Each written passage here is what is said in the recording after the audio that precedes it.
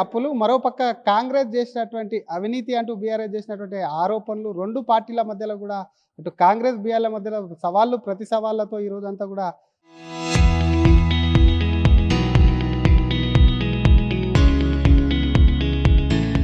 రాష్ట్ర రాజకీయాలు దద్దరిలే. అసలు బీజేపీ ఏమనుకుంటుంది, బీజేపీ ఈ రెండు పార్టీలు చేసినటువంటి సవాళ్ళు కానివ్వండి ప్రతి సవాళ్ళ మీద ఏం మాట్లాడతారని మనతో మాట్లాడడానికి బీజేపీ ఎమ్మెల్సీ అంజిరెడ్డి గారిని ఒకసారి ఆయనతో మాట్లాడించేటువంటి ప్రయత్నం చేద్దాం. సార్, ఒకవైపు బీఆర్ఎస్, ఇంకొక వైపు కాంగ్రెస్, ఈ రెండు పార్టీలు కూడా సవాళ్ళు ప్రతి సవాళ్ళు విసురుకున్నాయి. ఒకరేమో అప్పుల మీద అంటున్నారు, ఇంకోరేమో గురుకులాలకు సంబంధించినటువంటి దాంట్లో అవినీతి, ఆ టెండర్లో అవినీతి జరిగింది, మంత్రులు దాంట్లో పాత్ర ఉందని అంటున్నారు. ఈ రెండు పార్టీల సవాళ్ళను మీరు ఎట్లా చూస్తారు ఈరోజు జరిగినటువంటి?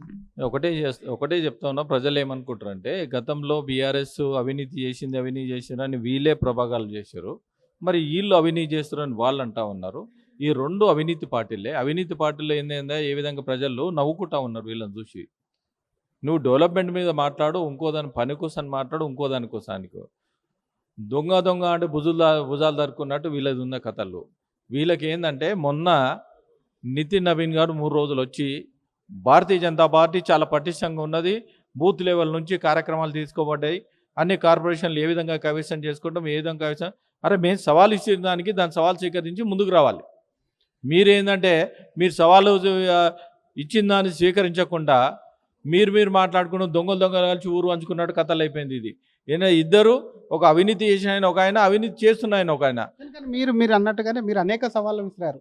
మొన్న అక్కడ వెళ్ళినటువంటి సింగరేణి కుంభకోణం మీద జరిగింది, 40 లక్షల టన్నుల బొగ్గు కుంభకోణం, కానీ గతంలో జరిగినటువంటి వరి ధాన్యం కొనుగోలు విషయంలో, యూరియా విషయంలో ఇలా రకరకాలైనటువంటి మీ సవాళ్ళు చేశారు. నిన్న కూడా మీ బీజేపీ రాష్ట్ర అధ్యక్షులు 12 ఏళ్ల మోడీ పాలన మీద 2.5 ఏళ్ల కాంగ్రెస్ పాలన, కానీ మిమ్మల్ని ఎందుకు, మీ సవాళ్ళని ఎందుకు స్వీకరిస్తలేరు? కేవలం బీఆర్ఎస్ దానికి ఎందుకు కాంగ్రెస్ ప్రభుత్వం స్పందిస్తుంది అనుకుంటున్నారు? మా దగ్గర టోటల్ విత్ ఎవిడెన్స్తో సహా ఉన్నాయి.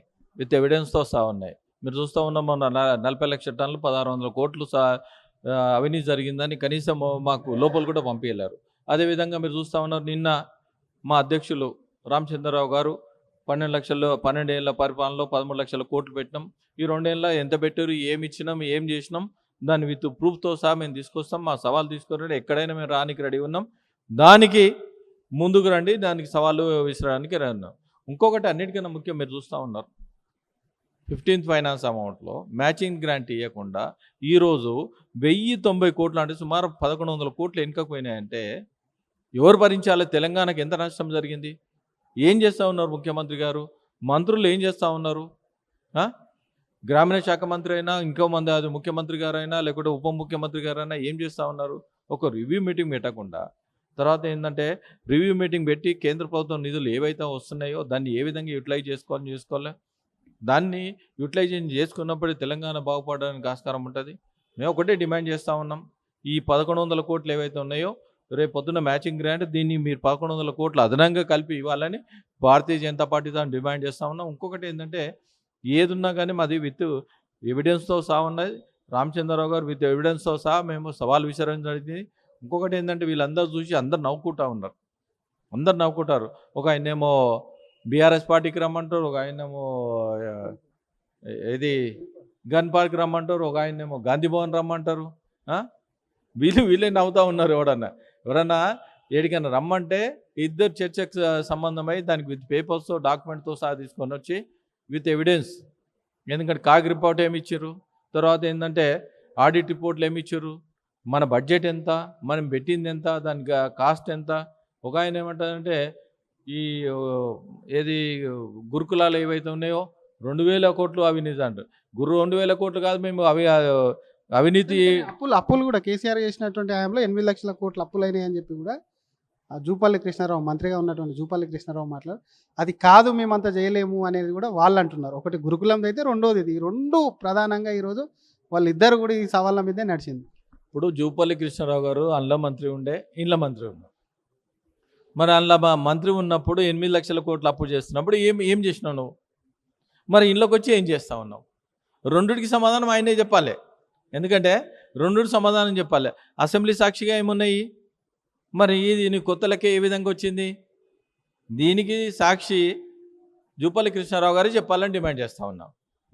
Thank you sir. ఇది ఒకవైపు అటు కాంగ్రెస్ బీఆర్ఎస్, అటు కాంగ్రెస్ కానివ్వండి, మరొక వైపు బీఆర్ఎస్ ఆడుతున్నటువంటి డ్రామాలు ప్రజలు చూసి నవ్వుతున్నారు. ఆ డ్రామాలన్నిటి కూడా ప్రజలకు తెలుసు అసలు. ఎందుకంటే తము చేసినటువంటి ఛాలెంజ్లను అటు కాంగ్రెస్ ఎందుకు స్వీకరించట్లేదంటే అన్ని ఆధారాలు తమ వద్ద ఉన్నాయి, ఆధారాలు ఉన్నందుకే భయపడి తమతో చర్చకు రాలేదు. అనేక విషయాల మీద కూడా తమ చర్చకు సవాల్ ఇచ్చినప్పటికీ వాళ్ళు రావట్లేదు అని చెప్తూనే, మరొక పక్క ఈ రెండు పార్టీలకు సమాధానంగా కూడా డెఫినెట్గా బీజేపీ ప్రజలకు అర్థమయ్యేలా వెల్లడిస్తుందని చెప్పి ఎమ్మెల్సీ అంజిరెడ్డి అంటున్నారు.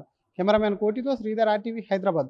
అప్పులు మరోపక్క కాంగ్రెస్ చేసినటువంటి అవినీతి అంటూ బీఆర్ఎస్ చేసినటువంటి ఆరోపణలు రెండు పార్టీల మధ్యలో కూడా అటు కాంగ్రెస్ బీఆర్ల మధ్యలో సవాళ్ళు ప్రతి సవాళ్ళతో ఈ రోజంతా కూడా రాష్ట్ర రాజకీయాలు దద్దరిల్లా. అసలు బీజేపీ ఏమనుకుంటుంది, బీజేపీ ఈ రెండు పార్టీలు చేసినటువంటి సవాళ్ళు కానివ్వండి, ప్రతి సవాళ్ళ మీద ఏం మాట్లాడతారని మనతో మాట్లాడడానికి బీజేపీ ఎమ్మెల్సీ అంజిరెడ్డి గారిని ఒకసారి ఆయనతో మాట్లాడించేటువంటి ప్రయత్నం చేద్దాం.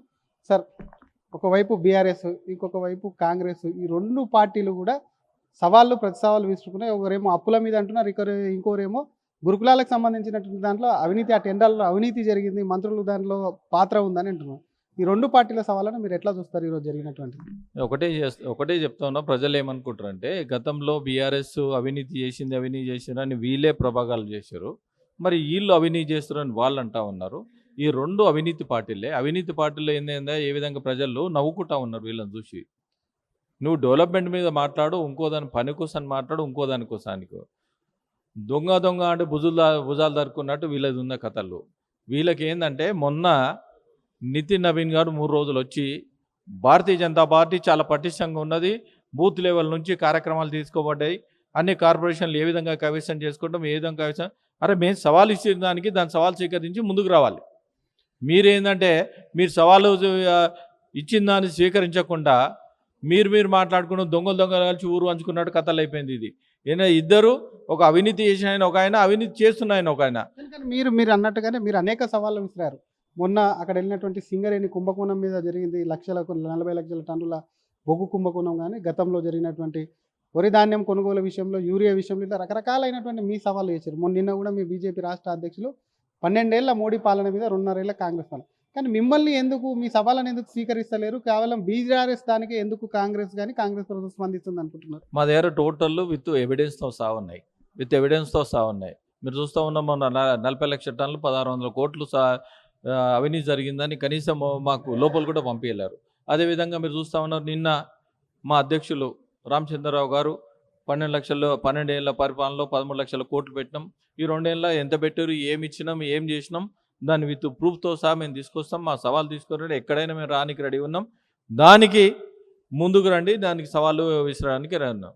ఇంకొకటి అన్నిటికన్నా ముఖ్యం, మీరు చూస్తూ ఉన్నారు 15th ఫైనాన్స్ అమౌంట్లో మ్యాచింగ్ గ్రాంట్ ఇవ్వకుండా ఈరోజు 1090 కోట్లు, అంటే సుమారు 1100 కోట్లు వెనుకపోయినాయంటే ఎవరు భరించాలి? తెలంగాణకు ఎంత నష్టం జరిగింది?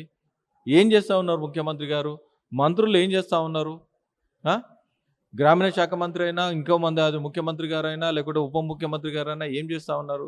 ఒక రివ్యూ మీటింగ్ పెట్టకుండా, తర్వాత ఏంటంటే రివ్యూ మీటింగ్ పెట్టి కేంద్ర ప్రభుత్వం నిధులు ఏవైతే వస్తున్నాయో దాన్ని ఏ విధంగా యూటిలైజ్ చేసుకోవాలి, దాన్ని యూటిలైజేషన్ చేసుకున్నప్పుడు తెలంగాణ బాగుపడడానికి ఆస్కారం ఉంటుంది.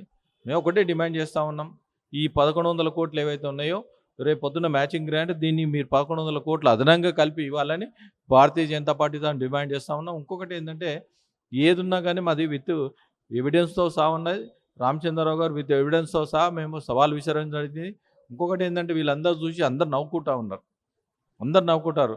ఒక ఆయనేమో బీఆర్ఎస్ పార్టీకి రమ్మంటారు, ఒక ఆయనేమో ఇది గన్ పార్క్ రమ్మంటారు, ఒక ఆయనేమో గాంధీ భవన్ రమ్మంటారు. వీళ్ళే నవ్వుతూ ఉన్నారు. ఎవరన్నా ఏడికైనా రమ్మంటే ఇద్దరు చర్చకు సంబంధమై దానికి విత్ పేపర్స్తో డాక్యుమెంట్తో సహా తీసుకొని వచ్చి విత్ ఎవిడెన్స్, ఎందుకంటే కాగ్ రిపోర్ట్ ఏమి ఇచ్చారు, తర్వాత ఏంటంటే ఆడిట్ రిపోర్ట్లు ఏమి ఇచ్చారు, మన బడ్జెట్ ఎంత, మనం పెట్టింది ఎంత, దానికి కాస్ట్ ఎంత. ఒక ఆయన ఏమంటారంటే ఏది గురుకులాలు ఏవైతే ఉన్నాయో 2000 కోట్లు అవినీతి అంటారు. 2000 కోట్లు కాదు, మేము అవినీతి అప్పులు కూడా కేసీఆర్ చేసినటువంటి హయాంలో 8 లక్షల కోట్లు అప్పులైనాయి అని చెప్పి కూడా జూపల్లి కృష్ణారావు, మంత్రిగా ఉన్నటువంటి జూపల్లి కృష్ణారావు మాట్లాడు, అది కాదు మేమంతా చేయలేము అనేది కూడా వాళ్ళు అంటున్నారు. ఒకటి గురుకులం అయితే, రెండోది ఇది. ఈ రెండు ప్రధానంగా ఈరోజు వాళ్ళిద్దరు కూడా ఈ సవాళ్ళ మీదే నడిచింది. ఇప్పుడు జూపల్లి కృష్ణారావు గారు అందులో మంత్రి ఉండే, ఇండ్ల మంత్రి ఉన్నారు. మరి అందులో మా మంత్రి ఉన్నప్పుడు 8 లక్షల కోట్లు అప్పు చేస్తున్నప్పుడు ఏం చేసినావు నువ్వు? మరి ఇంట్లోకి వచ్చి ఏం చేస్తా ఉన్నావు? రెండిటికి సమాధానం ఆయనే చెప్పాలి. ఎందుకంటే రెండిటి సమాధానం చెప్పాలి. అసెంబ్లీ సాక్షిగా ఏమున్నాయి? మరి ఇది నీ కొత్త లెక్క ఏ విధంగా వచ్చింది? దీనికి సాక్షి జూపల్లి కృష్ణారావు గారు చెప్పాలని డిమాండ్ చేస్తా ఉన్నాం.